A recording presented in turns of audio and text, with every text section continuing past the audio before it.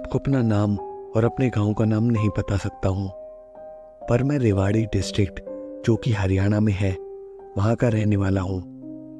मैंने अपनी ग्रेजुएशन चंडीगढ़ से करी है। घटना साल 2012 की है।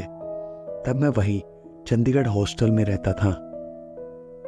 नवंबर का महीना था। मैं तब दिवाली की छुट्टियों पर अपने घर आया हुआ था। मुझे तब सिगरेट पीने की आदत थी। मेरे घर से मेरे खेत 1 किलोमीटर ही दूर होंगे। मैं शाम होते ही अपने खेत में चले जाता और वहीं पर सिगरेट पीता। फिर दिवाली वाले दिन मैं शाम को खेत में गया और सिगरेट पीकर 6:30-7 बजे तक घर आया। फिर सबने घर में दिए जलाए और फिर मेरे दादाजी खेत में बने कमरे में दिए रखने जा रहे थे। तो मैंने उन्हें कहा कि मैं खेत में दिए जला के आऊँगा, और मन में सोचा कि इसी बहाने सिगरेट भी पी लूँगा।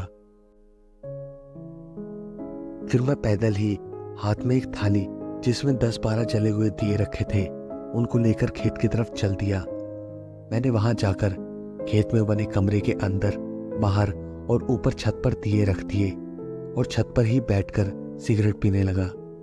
जब मैं सिगरेट पी रहा था तब मैंने देखा कि एक बूढ़ी औरत थी, शायद वो झुककर चल रही थी।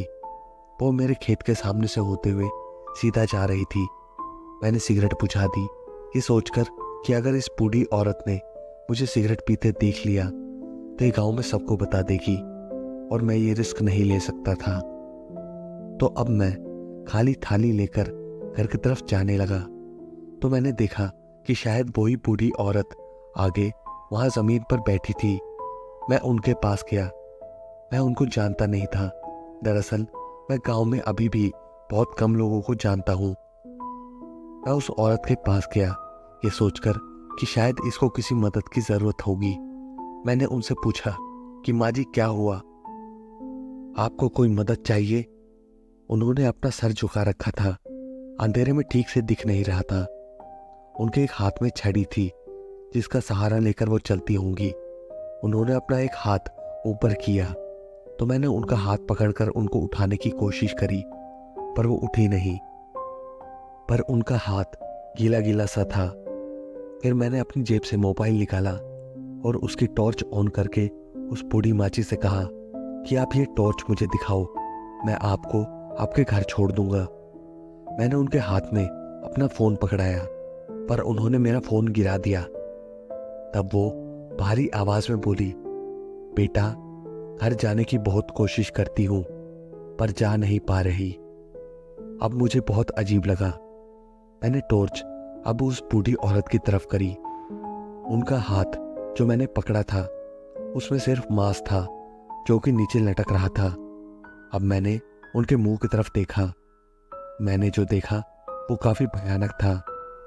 उस औरत ने सफेद साड़ी पहनी हुई थी जो कि जली हुई लग रही थी। उनका आधा मुंह सफेद था और आधा मुंह जला हुआ था। आंखों की जगह 2 काले गड्ढे थे। आधे सर पर बाल और आधे सर पर सिर्फ मांस दिख रहा था। मैं काफी डर गया।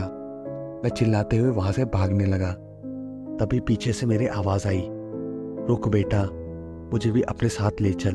मैं इतना डर गया था कि मैंने अपना फोन और थाली कहां पर फेंके या कहां गिरे मुझे याद तक नहीं था। जब मैं भाग रहा था तभी मुझे गांव के बाहर कुछ लोग खड़े दिखाई दिए। मैं सीधा उनके पास गया। उनमें से कुछ लोग मुझे जानते थे। मैंने उनको सारी बात बताई। उनमें से एक मुझे मेरे घर छोड़ने गया और बाकी मेरा फोन ढूंढने, पर उन्हें मेरा फोन नहीं मिला। मैंने घर पर सबको ये बात बताई। उस दिन डर की वजह से मैंने दिवाली भी नहीं मनाई। उस रात को मैं अपने दादाजी के पास सोया।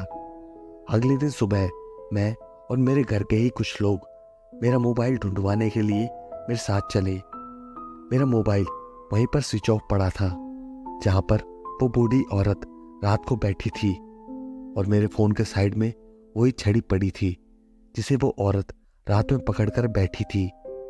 मेरा फोन मेरे भाई ने उठाया। मेरी हिम्मत नहीं थी अपना फोन तक लेने की भी। मैंने अपने दादाजी से पूछा कि वो औरत कौन थी, पर उन्होंने मुझे नहीं बताया। मेरे काफी बार पूछने के बाद उन्होंने मुझे बताया कि वो औरत हमारे गांव से ही थी। वो करीब 6 महीने पहले ही मरी थी।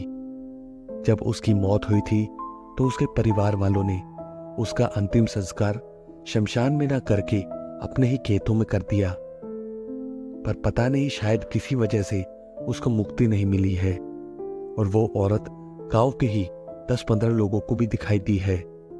इस वजह से गांव के लोग रात को इस रास्ते का इस्तेमाल बहुत कम करते हैं, पर कभी भी उस आत्मा ने किसी को कोई नुकसान नहीं पहुंचाया है।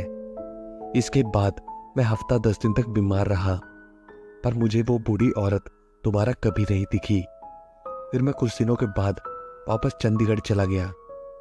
अगली बार मैं फरवरी में आया, तकरीबन 3 महीने बाद, अपने सेमेस्टर एग्जाम के बाद।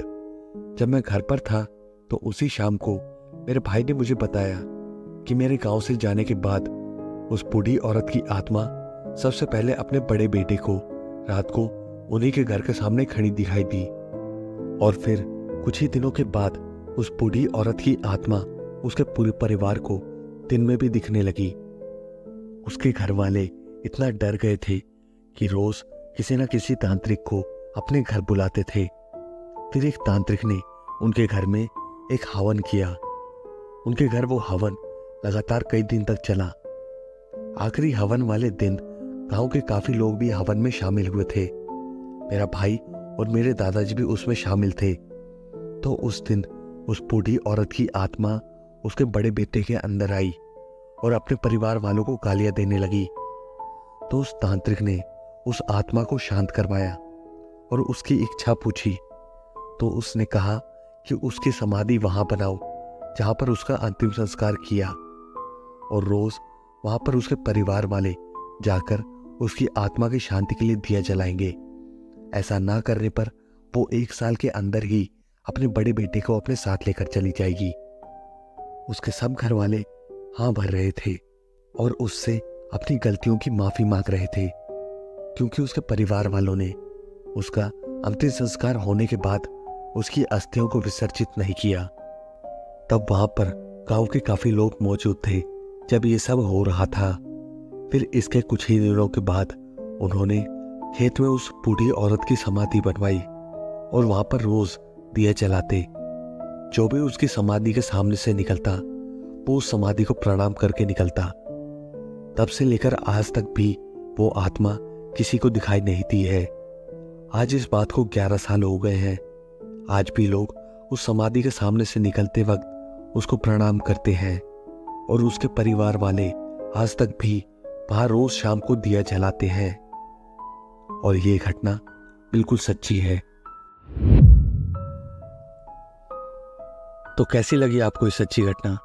अगर आपको कहानी पसंद आई हो तो इसे लाइक, कमेंट, शेयर जरूर करें।